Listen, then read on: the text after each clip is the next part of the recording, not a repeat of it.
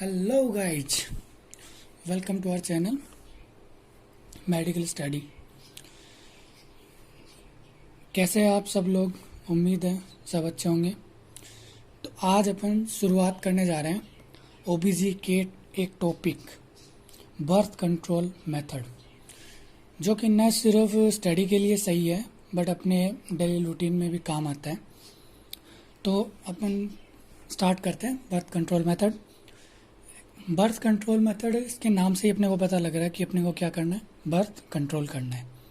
Birth control करने के methods के बारे में पढ़ना है।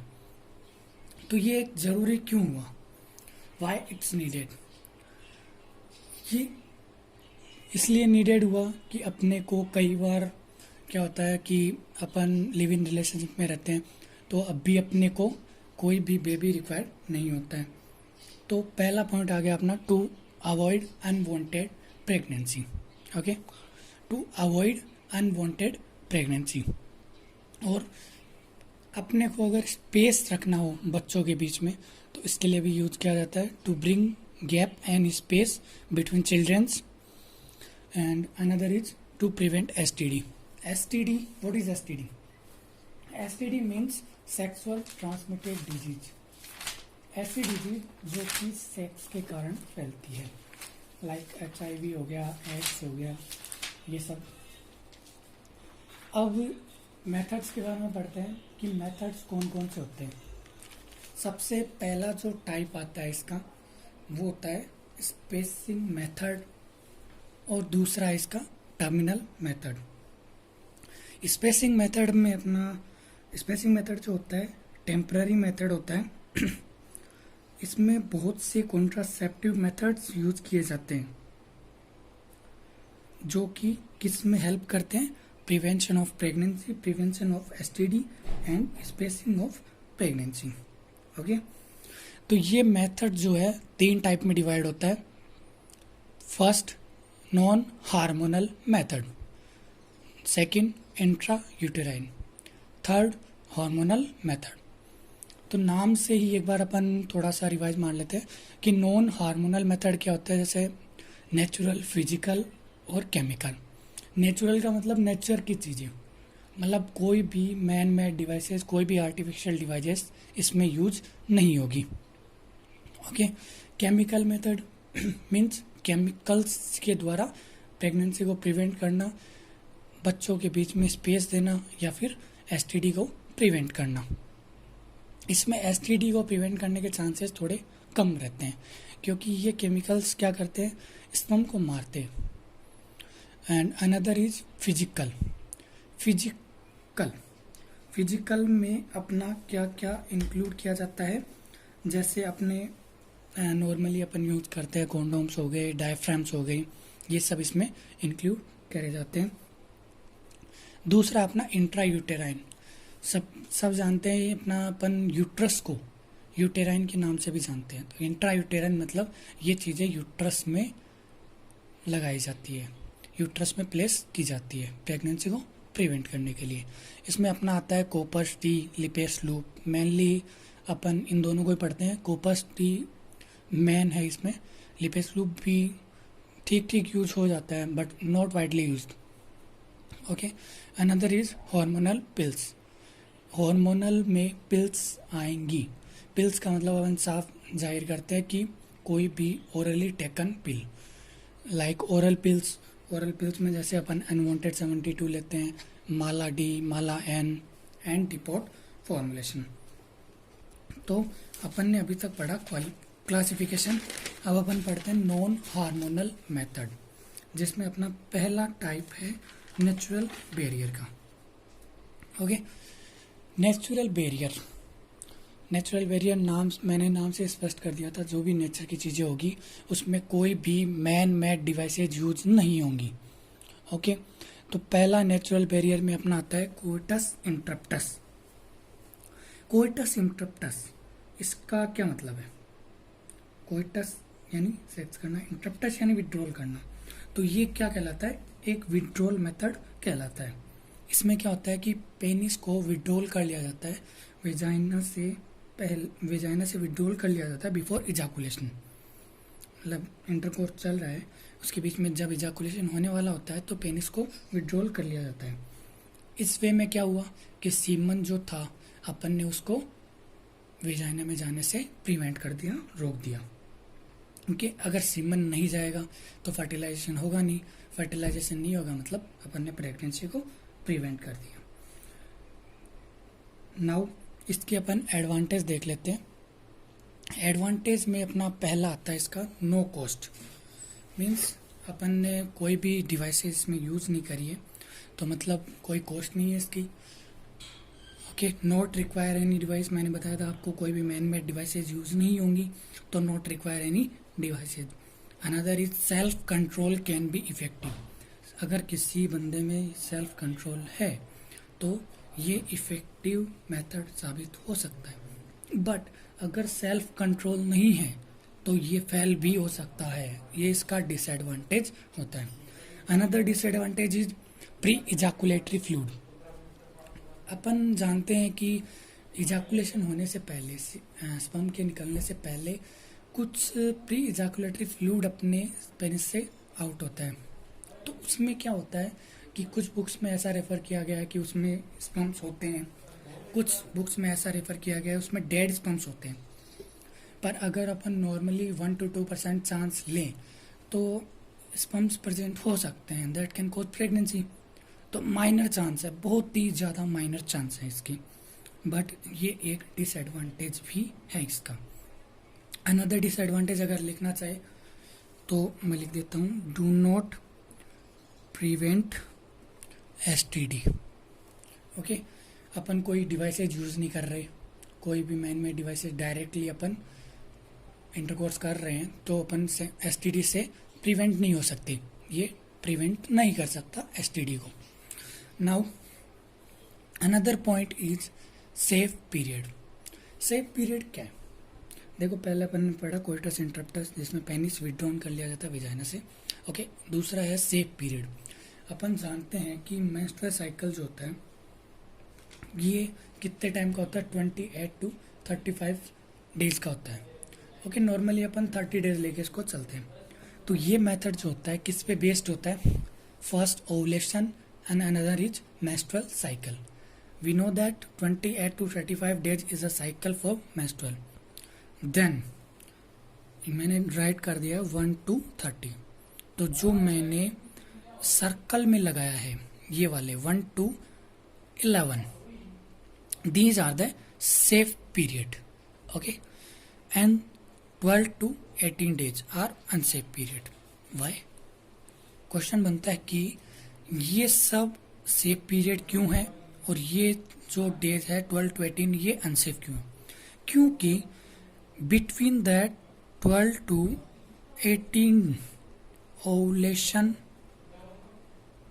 Process takes place. मतलब क्या मतलब हुआ इसका?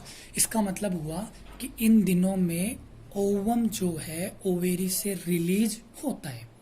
ओके, ओवम ओवेरी से रिलीज होके फेलोपियन ट्यूब में आता है, देन यूट्रस में आता है। तो इन दिनों में काफ़ी ज़्यादा चांसेस रहते हैं प्रेगनेंसी अचीव करने की।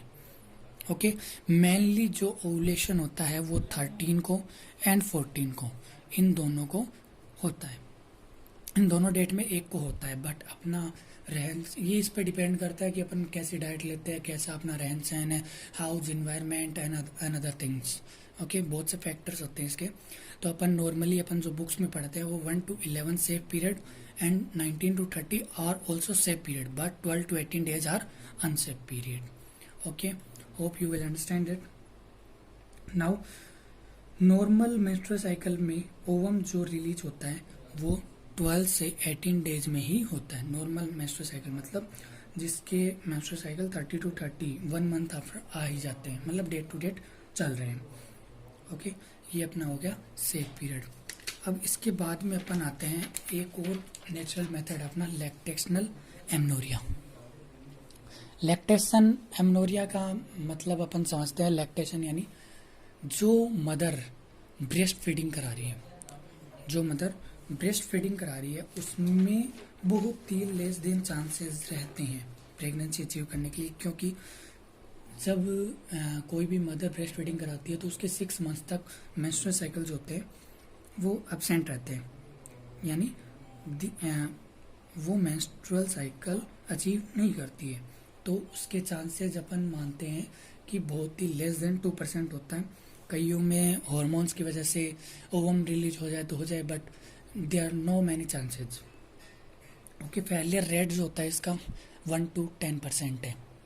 Okay, now natural barrier is complete. Another is chemical barrier. नाम से ही स्पष्ट हो रहा है केमिकल बैरियर का, अब मैंने बता भी दिया था। This methods usually kills the sperm. Okay, this methods usually kills the sperm, so it is known as spermicides, means sperm को किल करने वाला spermicides. In this way chemical contraceptive help in preventing pregnancy. मतलब chemical जो contraceptives है वो अपने pregnancy को prevent करने में सहायता करते हैं, मदद करते हैं।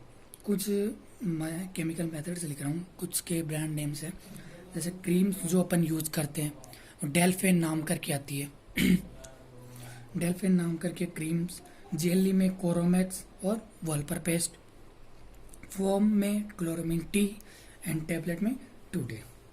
ओके, ये था अपना chemical barrier. Now we comes on physical barrier. Okay, physical barrier में अपन ने पढ़ा था, फर्स्ट आता है कॉन्डोम एंड अनदर आता है डायफ्राम। कॉन्डोम को सभी जानते हैं, हालांकि भली बातें जानते हैं। ये 2 टाइप में आते हैं, मेल आता है और फीमेल के भी आते हैं। तो ये जो होते हैं लैटेक्स और पॉलीयूरेथ्रेन के बने हुए होते हैं। ओके, और सुटेबल होते हैं मेंस के लिए और वुमेन्स के लिए, दोनों के लिए, जिसकी स्किन सेंसिटिव नहीं हो। ओके, और मोस्टली यूज्ड होते हैं, बहुत ही ज़्यादा यूज होते हैं मेल के द्वारा। इंडिया में अपने आई थिंक पर्टिकुलर ब्रांड है एक निरोध नाम करके, जो बहुत ज़्यादा वाइडली यूज्ड होता है। अब इसमें क्या है कि अभी नए जो इसके कॉन्डोम्स आ रहे हैं उसमें स्पर्मिसाइडल एजेंट भी दिया गया है, मतलब वो स्पर्म को मारते भी हैं, प्रिवेंट करने के साथ साथ मारते भी हैं। ओके, 99% इफेक्टिव है। 1% में अगर वो ब्रेक हो जाए बीच में या स्लिप हो जाए, वो 1% में आ जाता है। ये क्या करते हैं कि पेनिस के ऊपर लगाया जाता है इसको, तो प्रिवेंट करते हैं स्पर्म को वेजाइना में एंट्री होने से। ओके, ये किसके लिए बेस्ट साबित होते हैं? ये उनके लिए बेस्ट होते हैं जिसके ओरल पिल्स से एलर्जी हो। मान लीजिए किसी के एलर्जी है ओरल पिल्स से, तो वो ओरल पिल्स ले नहीं सकता, और उसने कॉपर टी वगैरह ये सब आगे जो अपन डिस्कस करेंगे ये सब मेथड यूज में करे नहीं है। केमिकल मेथड ज़्यादा यूज में होते नहीं है, पर तो उसके लिए क्या यूज होता है? Condom is the best method. जिसके भी एलर्जी है ओरल पिल से वो इसको आराम से यूज कर सकता है। It is the best method who have allergy to oral pills. Another is जो इनफ्रीक्वेंट सेक्स करते हैं, मतलब कभी उससे कभी उससे कभी उससे, दिन एक मंथ में 4-5 लोगों से, तो उसके लिए भी ये बहुत अच्छा कारगर साबित हो सकता है। ओके, अब इसके अपन कुछ एडवांटेज है, कुछ डिसएडवांटेज है, वो सब उसके बारे में अपन जान लेते हैं। एडवांटेज में जैसे चीपर है, कोई कॉन्ट्राइंडिकेशन नहीं है, किसी को ज़्यादातर किसी को इससे एलर्जी नहीं होती है, कोई साइड इफेक्ट नहीं है, इजी टू केयर है और प्रोटेक्शन करता है अगेंस्ट एसटीडी से। ओके, डिसएडवांटेज मैंने बताया था कि एक्सीडेंटली स्लिप हो सकता है, ब्रेक हो सकता है ड्यूरिंग इंटरकोर्स या सेक्स या कोइटस, एलर्जिक रिएक्शन हो सकता है किसी के, और अपने को मेन जो इसका डिसएडवांटेज है, अपन इसको सेकंड टाइम पे यूज़ नहीं कर सकते, अपने को इसको फेंकना ही पड़ता है। Okay, another is diaphragm. Diaphragm एक इंट्रावेजाइनल डिवाइस है जो कि लैटेक्स विद फ्लेक्सिबल मेटल से बनी हुई होती है। इसका डायमीटर जो होता है 5 to 10 सेंटीमीटर होता है, एंड इसको पुट करने के लिए, इसको लगाने के लिए अपने को मेडिकल प्रोफेशनल की ज़रूरत पड़ती है। ये ज़्यादा यूज़ नहीं होता है क्योंकि ये इतना इफेक्टिव नहीं देखा गया है। Okay, another option is IUD, intra uterine device. नाम से स्पष्ट हो रहा है इंट्रा यूटेराइन मतलब यूट्रस के अंदर। ओके, इसमें पहला आता है अपना लिपेस लूप। लिपेस लूप जो होता है नॉन मेडिकेटेड डिवाइस है और डेवलप कंट्रीज में बहुत ज़्यादा यूज होता है। ये किससे बनाया गया था, किसके द्वारा अपनाया गया था? डॉक्टर लिपेन के द्वारा बनाया गया था इन 1962 में। और इसमें क्या क्या होते हैं? Poly ethylene and barium sulphate जो कि प्रिवेंट करते हैं या स्पर्म को मारते हैं। साइजेज इसकी ABCDE, C और D जो है वो मोस्टली सूटेबल होता है और अपने इंडिया में भी यही ज़्यादातर यूज़ किया जाता है। इसकी इंडिया में साइजेज होती है 27.5 mm और 30 mm यूज करी जाती है। लिपेस लूप जैसा कि मैंने पहले बताया था यूट्रस में प्लेस किया जाता है और ये एक ट्रेंड पर्सन के द्वारा ही प्लेस किया जाता है। इसकी स्ट्रक्चर के बारे में अगर अपन जाने तो एस शेप्ड स्ट्रक्चर होती है। ओके, एस शेप्ड स्ट्रक्चर होती है जिसमें टेल लाइक जुड़े रहते हैं नायलॉन थ्रेड्स, इसके जस्ट नीचे टेल लाइक स्ट्रक्चर होती है। ओके, पहले एस बना दिया, जैसे मैं बना के दिखा देता हूँ। ये एस बन गया, ये यूं और ये दो टेल बन गई। इसके जस्ट यूं बगल में ऐसा ये हो गया, ये दी। तो ये स्ट्रक्चर होती है इसकी लिपेस लूप की। ओके, नाउ अब आता है अपना कॉपर टी। कॉपर टी जो होता है वो डिराइव किया गया था इन 1970। अब अपन लिपेस लूप में क्या यूज़ करते हैं? पॉलीइथाइलिन और बेरियम सल्फेट। तो इसमें अपन क्या यूज़ करते हैं कॉपर टी में? पॉलीइथाइलिन और कॉपर। मैंने नोट्स आपके लिए बहुत इजी तरह से बनाए ताकि आप इसको बहुत अच्छे से याद कर सको। ओके, नाउ कॉपर टी जो होता है 3 टाइप में आते हैं। Copper T200, variant of copper devices and Multiload devices. इसकी एक खासियत होती है कि अगर इसको अपन एक बार पुट कर दें, ये भी यूट्रस में ही पुट किया जाता है मेडिकल प्रैक्टिशनर के द्वारा ही, अपन इसको नॉर्मली नहीं लगा सकते। कॉपर टी की एक खासियत है, अगर इसको अपन एक बार पुट कर दें तो ये 5 ईयर्स तक स्टे कर सकता है। 5 ईयर्स तक। कॉपर T200 जो है 4 ईयर्स तक रह सकता है। Variant of copper T and Multiload devices दोनों 5 ईयर्स तक रह सकते हैं। अगर अपन इसकी स्ट्रक्चर देखें तो कॉपर टी नाम से स्पष्ट है तो टी शेप होगा, ये तो कंफर्म है। नाउ अपन ये देखिए,